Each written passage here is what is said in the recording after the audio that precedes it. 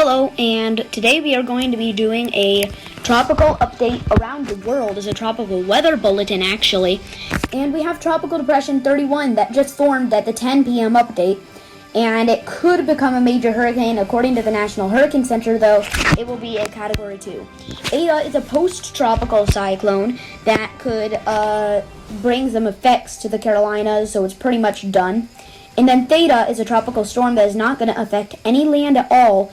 So it's very weak and it's not going to do any damage at all. So we're not going to have to worry about it too much. But still, we are going to be talking about it, as it can be pretty interesting on whether it's going to strengthen or weaken. Besides that, we beat 2005 hurricane season, the infamous 2005 hurricane season, with the most storms ever recorded in 1 year. Theta broke the record and Aydah tied the record. Actually, now, this is me from the future, and it ended up getting upgraded to a tropical storm. So read the description to learn more information on the new update. Start from update 2.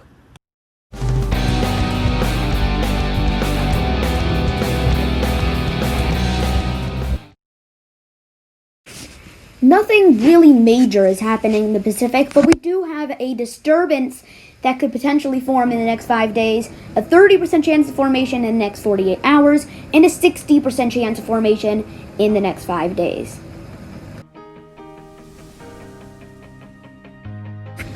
No tropical cyclones are expected in the next 5 days. Now here is what I think for the track. I have it hitting Nicaragua and Honduras, and I agree with a lot of the models here. And now we are looking at the data on Tropical Depression 31. And it is at 14.3 degrees north and 74.0 degrees west, which is just south of Cuba. Maximum winds at 30 knots and minimum central pressure of 1007 millibars with environmental pressure of 1009 millibars. Radius of circulation 180 nanometers, and radius of maximum wind is at 60 nanometers.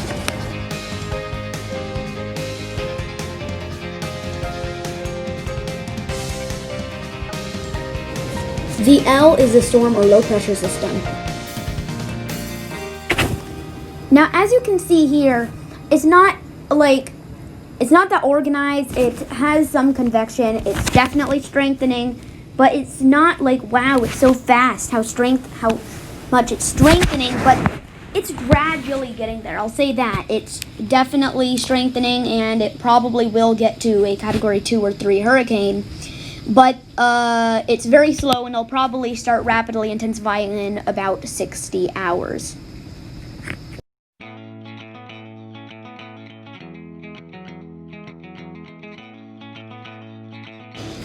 Now here we are looking at the vorticity, and as you can see, it has a lot of vorticity. It hits at landfall with a lot of vorticity. Vorticity is a sign that the storm will strengthen because it's basically the power of the rotation. 55 on the scale, that light blue is the top of the scale. So its rotation is it's not gonna be a problem for the system. As of now, its vorticity is fairly high, but not as high as it will be. Now, as you can see here, there is definitely some wind shear. I mean, there's not a ton. The previous storms that got to be major in November had a lot more wind shear than this.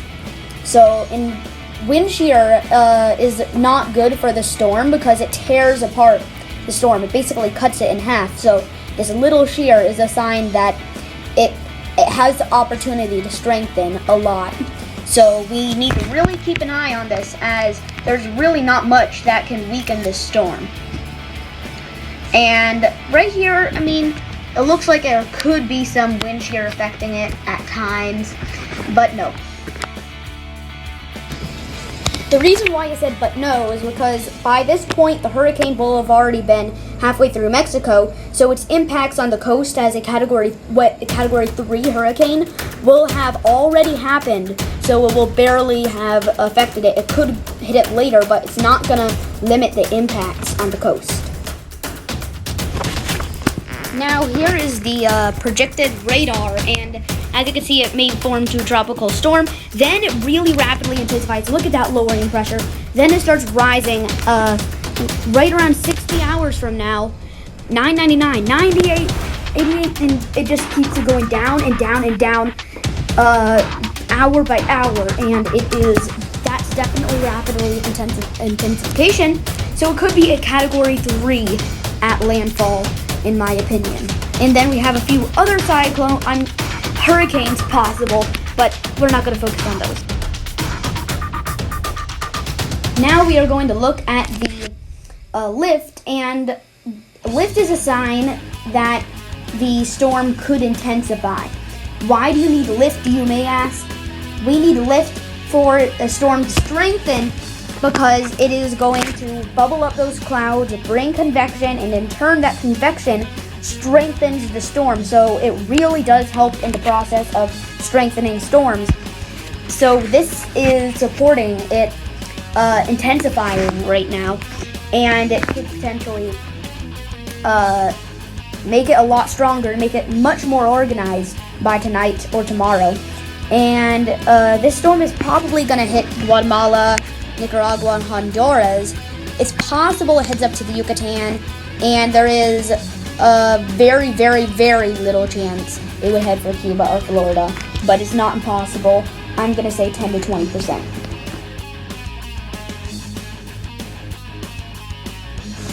Besides that, we have some instability, which is also helping the convection and is helping pop up some of those showers and thunderstorms in the outer bands, which is helping it strengthen and get more convection.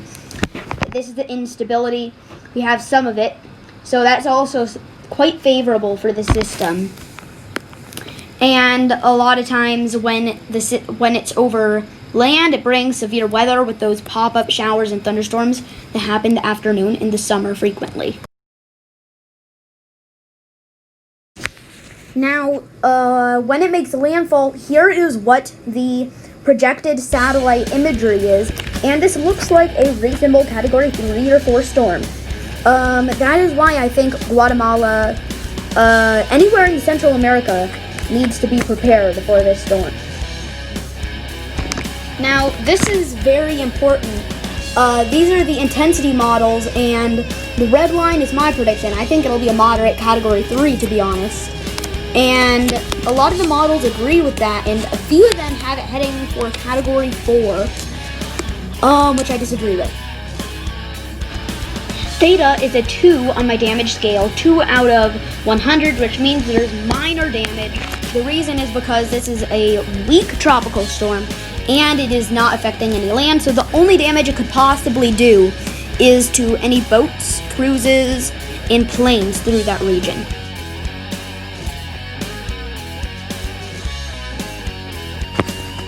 Here is the spaghetti models with my forecast again.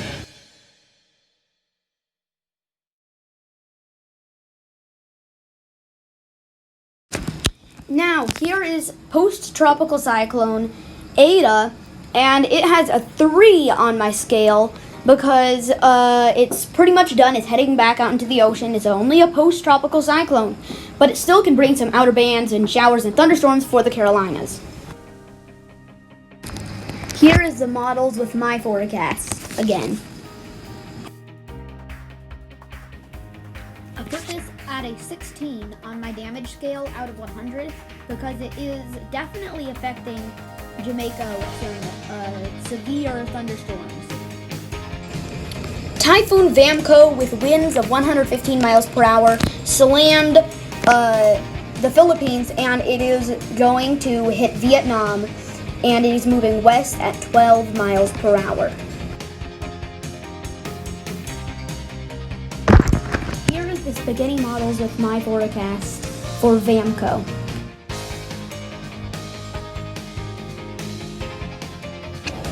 Now, right now we are seeing a La Niña, but we could potentially see it move up to a neutral as it is rising currently. Now, if this system forms, it will be Iota, and we are seeing very high sea surface temperatures where it is 29, 30 degrees Celsius. So it is definitely in favorable sea surface temperatures to strengthen. Around the world in the sea surface temperatures, we are seeing Vamco in 30 degrees Celsius. We are seeing tropical depression 31 and 30 degrees Celsius. And then we have Theta in the teens, and then we have 25 for Aydah. Now, in the 7-day anomaly change for the sea surface temperatures, because we are heading into late fall and winter, we are having the sea surface temperatures cool down, but still we are seeing way above average sea surface temperatures. Now, as you can see here, in the Atlantic and Pacific, we are seeing way above average sea surface temperatures. They are reaching as much as 1.6 degrees above average.